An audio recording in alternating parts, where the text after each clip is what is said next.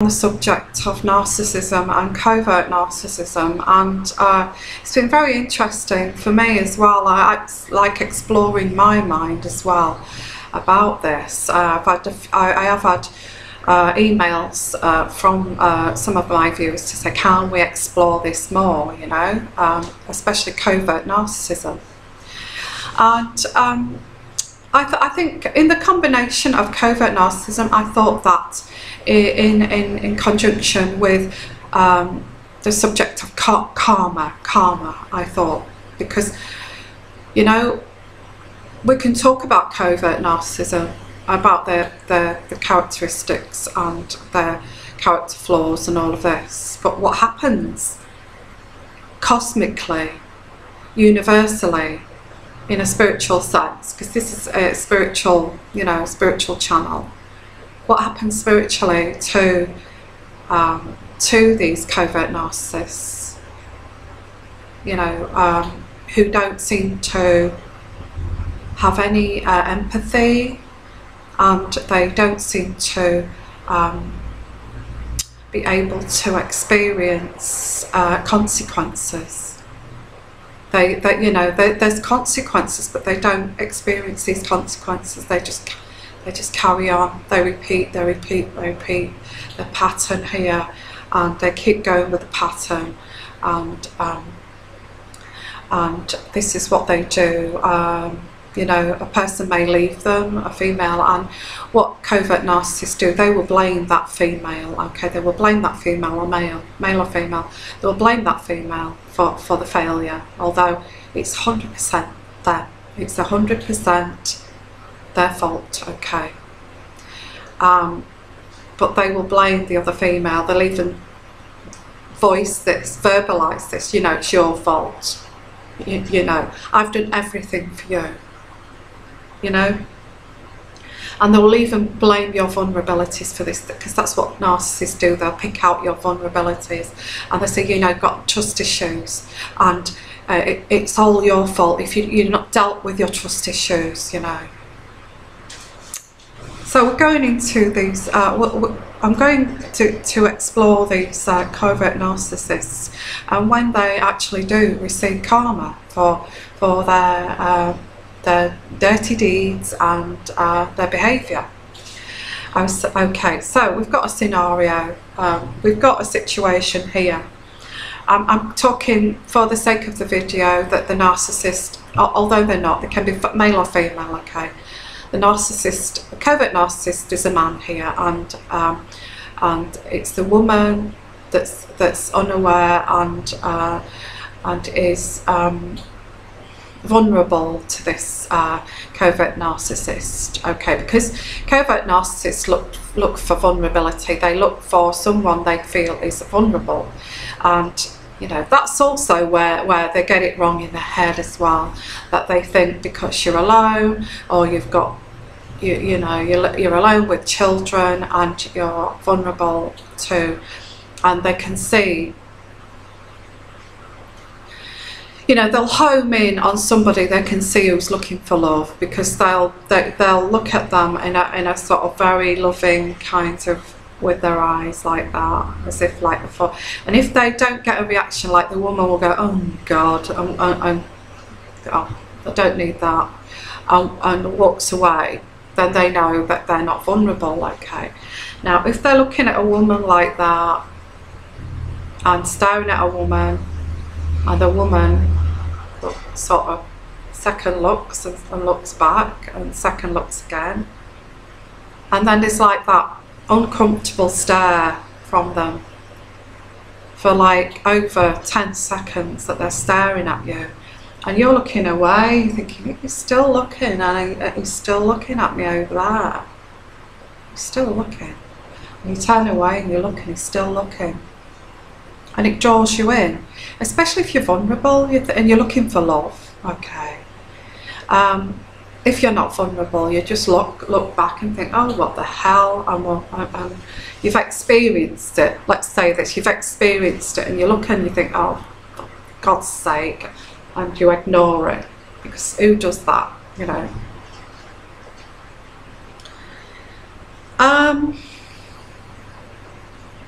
And you've got to look at the normality of this. Somebody just staring you out like that. They may even be with someone, one of their covert narcissistic supplies, and you're thinking, well, they're stood with someone and he's staring at me. Why? He must like me better than her. And it's kind of flattering, you know, because you've got no one. You know, you're alone and you're really dreaming of meeting someone. And there's a woman stood next to him and he's staring at you very intently. And this is another one of his supplies that he's playing against. Okay. But because you're vulnerable and you're looking for love, you kind of stare back and think, oh, why is he with that woman? Maybe they're not happy, maybe he likes me and he's falling in love with me. It all goes round in your head like this. Okay. Not all of you, but this is what the narcissist does. So while he's staring at you and he's got someone stood next to him, it's all a game. Okay, if that happens, I would see massive red flags. If somebody intently stares at you like that and there's somebody stood next to them, that would be a massive red flag for me. I would say, right, okay, oh right, okay, you loser. And I'd probably go like that, actually. I'll like that. I know it's rude, but... So, oh, I'd go up to him. I'd probably go up to him and say, what are you staring at? You know, is there something, have I got something on my clothes or something? I'd probably be as direct as that, because I would feel sorry for the woman that's standing next to him, who he's playing against, you know? So, yeah. So this covert narcissist homes in on vulnerabilities. That's what they do. And if you look back and you stare back and you second glance them back and you look back again and again, they know they've hooked you in here. And this is where the lies start. They'll come and talk to you, or they'll come and approach you after a while. They'll be the most impeccable man that you've ever met. They'll be very charming, very suave, very alluring, and you know, all of that is just, you know, all of that bravado. And because you're vulnerable and you're wanting to meet someone, you believe it, and they're so believable. They'll fit in, they're like chameleons, okay? They will fit into and mould into the person that you're looking for, that you want them to be. They've even studied intently on what women are looking for. They've probably trolled the YouTube looking for what women look for in a man. You know, they're that twisted. And it'd be all this bravado, and it's all believable, and they're enacting the perfect man you've always been looking for, you know. But it's all behind this mask. It's all behind the mask here. It's all hiding behind this covert narcissism. Is all hiding behind this mask. And that's what you don't see, because you've never met a narcissist before, and they know it. They know you've never met a narcissist before, okay? So this is where it starts, and you get pulled in, and you get drawn in, and you get seduced by this covert narcissist, you know, the total perfect gentleman, the man you've always been looking for in your life, your soulmate. They may even say to you, oh, I feel like I'm your soulmate. You know, they'll even go that far, and they'll say, God, you know what, I feel so comfortable with you. I feel very connected to you. And it's like it goes beyond a normal man. A normal man is very shocked. You know, a normal man with a conscience wouldn't do that. They'd be shy, and they'd be, you know, they'd be reluctant to look at you, and you'd know. They'd be as vulnerable as you. That's what a normal man would be, okay? But not this guy, no. He'd home right in, and he wouldn't come to you straight away because he knows that women don't like to be, you know, that they will draw you first, and until that maybe you go to talk to them, they will draw you first, okay, and then that's where it starts, all the narcissistic grooming. They start to, you know, that's where the grooming starts, okay. And yeah, that's where it starts. And so as where karma comes in here, you know, karma comes in straight away here, okay, from the universe. You know, the universe, you know, can see that somebody has already started this process of doing somebody wrong here. So karma comes in, okay. And how I describe this is that the female here, like by starting conversation, being seduced by this person, the woman is vulnerable, and she's planted a seed. And that seed is like a hope of meeting Mr. Right and her soulmate. So she's planted the seed and hopes that that will grow. Okay, so that's at the beginning, at the meeting stage. The narcissist has also planted a seed. Okay, the covert narcissist has also planted a seed, but the seed is different to the female. The seed that is thinking, right, I've got this person where I want them, and I'm going to play. Now I'm going to start playing the game. And they planted their seed and hoping that the game and the manipulation will work. Okay. Okay, so you've planted your seed, he's planted his seed. It could be male or female, like I said. And they're thinking totally different to you with this mask on, this mask of the perfect man that you're looking for. Okay. And they're behind this with another intent. So yes, so okay, so this is where it starts. Okay, now you're not the only person that is doing this to, or he's done this to. He's probably got 4 or 5 people he has already done this to. Okay, this covert narcissist, and doing the same game here. Okay, he's dating people in the evening, one once a week, one another week, one every fortnight, one every you know, it's always like once a week, or at the most twice a week. They'll fit it all in, and they're all very meticulous about this. You know, you may be a female thinking, who's got kids, you know, thinking you've met Mr. Perfect here, Mr. Right, and he says to you, you know what? He says to you in this lovely, beautiful manner, you know, that you've always been looking for. Do you know what? You know, I respect that you've got children, young children, and I respect that you've got these children that you need to spend quality time with. So I don't really want to get involved, you know, with that right now. I respect that. I respect you as a mother, and I respect your children. So I'd like, you know, for the time being, if we can just see, you know, maybe see I can fit myself into your schedule. Okay, and you'll probably say, well, and he'll probably say, well, what's your schedule here? I'll fit myself in. So I don't want to interfere with the family yet, the family unit yet, but I want to see you. I'm in love with you. You know, I feel I've connected spiritually with you. All this, okay, and you're thinking, well, and they're thinking, when is the most busiest time for you? And they know exactly what they're saying because they've done it before.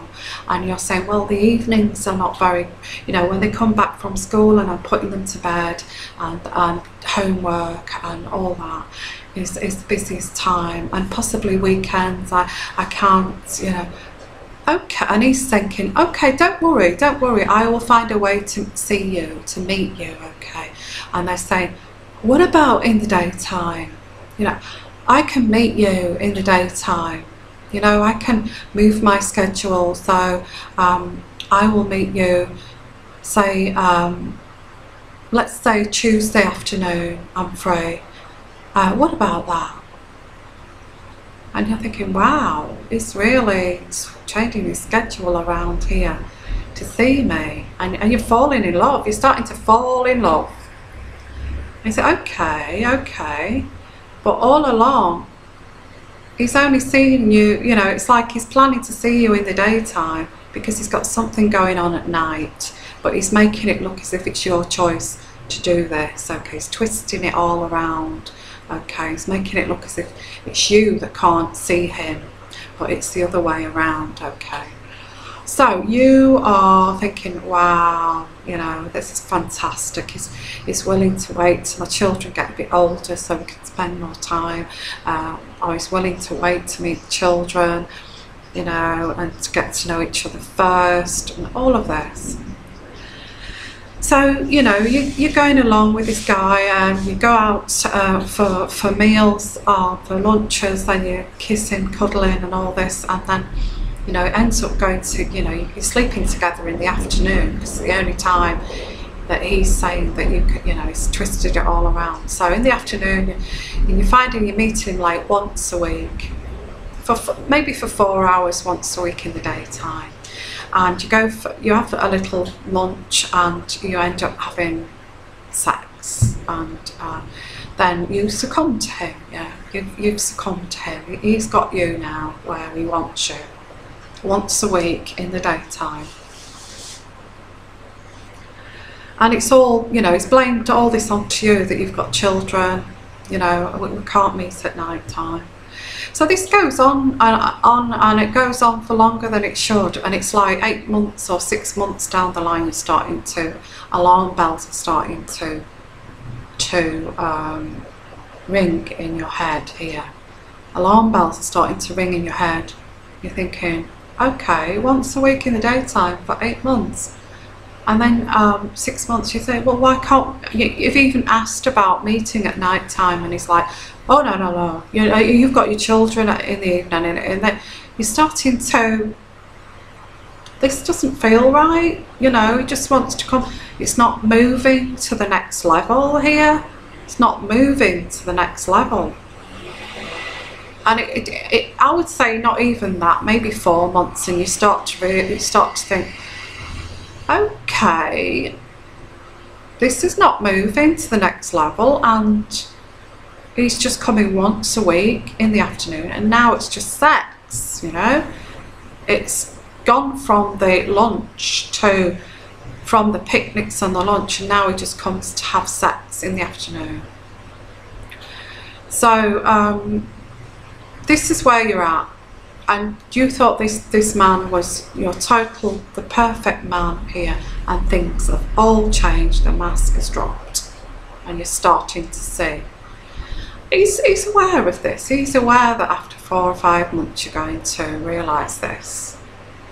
So you either stay where you are and stick with this, or you move on. You know, your flower that you planted, your seed that you planted, and you wanted this to bloom into a lovely, beautiful relationship, has bloomed into a beautiful flower.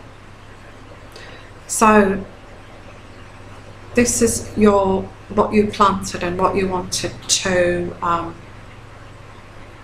grow in this relationship, but it's not. Okay, his seed that he planted has grown into a big nettle bush, stinging nettle bush. Okay, because what he wanted to do is hurt you, sting you. Okay, that's what he was growing this into. He wanted to manipulate you and control you, and things like that do not make you happy. Okay, so that's what he was growing in his seed. So if you're savvy, after 4 months and you see the big red flags here, you take your bush, You take your flower, which is you, your beautiful flower inside, you pick this up and you go, you leave. You take your flowers with you, your heart, your beautiful soul with you, and leave him with his stinging nettles here. And what will happen, he'll just repeat the process. He'll find someone else, home in, and the process starts again. Okay. So he's left with his stinging nettle, and he's put his potted plant. He's got quite a few stinging nettles now in his apartment, with his pots that he's got there that he's been left with. And he's also starting to plant other seeds as well elsewhere. But this is something, it's a pattern, it's like a process. Okay, that person's gone, but he doesn't blame himself, he will blame that person. He will blame that person, he will say, it's all your fault. I did everything for you, I did beautiful things for you, I didn't treat you bad, I trust you, I love you, why are you destroying this when I love you? That's what will come out, and it's like, and it'll be blaming you for this, but you're thinking, no, there's something not right. Okay, it's not what I'm looking for. Okay, it's not what I'm looking for.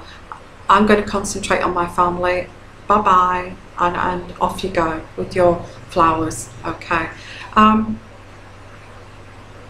So there he is. And then he's thinking, okay, oh well. He's got no conscience. He doesn't realise what he's done. He doesn't realise the consequences of his actions. He doesn't realise that you've realised. And you may have accused him, thinking, you're seeing other people in the evening. I'm not stupid. I'm not daft. But there's no consequences with this guy. He'll just think, oh well, she's just the same as the other one. She's just the same as the other one. Okay. So bye-bye, and he'll just forget about it. He'll blame it all onto you until the next one comes along, and he'll do the same, and the same process will go, and it will go on and on and on and on. Okay, there may be 2 or 3 people here in the background that's sticking around after sort of 6 months, just thinking, oh well, I'll just have like friends with benefits. I know what he's doing. I'll just have him for company and friends with benefits. So there's still few people hanging around in the background, which is thinking, but he's playing them even more. He's playing them against each other. It's like, now it's like, oh, I've got these people that are sticking around, maybe 3 people that I can turn against each other, and they're all starting to fight for him. I want him. And this is what he's designed here. This is what he planted. He wanted some thorn bush to grow, and he wanted everybody to fight against each other and hate each other, all because of him. Okay, and in the meantime, while that's going on, he's planting seeds elsewhere. Okay. And this goes on and on and on. And there's never going to be a perfect woman for this covert narcissist. He could have the perfect woman here, and he would not recognise it. For him, it's all a manipulating game that just feeds his ego, which just feeds this massive, great big void that he's got that he cannot fill. And this is what this is. It's narcissistic supply from all these people to feed himself. Okay, so we've got this scenario, lots of people, and this carries on and on and on and on over the years, and this can go right into the 60s and 70s, and at 65 still sort of dating women at 65 and doing the same thing, and women dropping off thinking, oh, I know that game. And it's becoming, as he's getting older, he's dating older, wiser women that are not as naive, and they're kind of quite sassy and older and more experienced, thinking, I'll get lost, and they're walking away. There's no vulnerability anymore. The older women, the kids grown up, they may be looking for companionship or something, and they've got grown up children, grandchildren and all that. So now this person's dealing with more sassy, more experienced women who's been through all this before, And so he's finding it more difficult to find vulnerability. And they're all dropping away, they're all dropping off. Okay, all of them. If they don't drop away like that, if they don't drop away, Spirit will come along. The universe will come and take these people away from this pain, okay, and take them away to another path. They will take them away to another. You've had enough of this pain. I'm going to take you away and let this man have his karma. Let this man have his karma for what he's done. He's not had no consequences for any of these actions for what he's done. He may have even got people pregnant and left babies behind and all that kind of thing, but no consequences here. So the universe planted a seed right at the beginning when he started this, and he's surrounded with thorns and stinging nettle bushes. He's surrounded with this and nothing else but himself, okay, but himself alone. He has no one to feed this void, no narcissistic supply. So he's left with himself without a mask. His mask has dropped, and underneath is just this.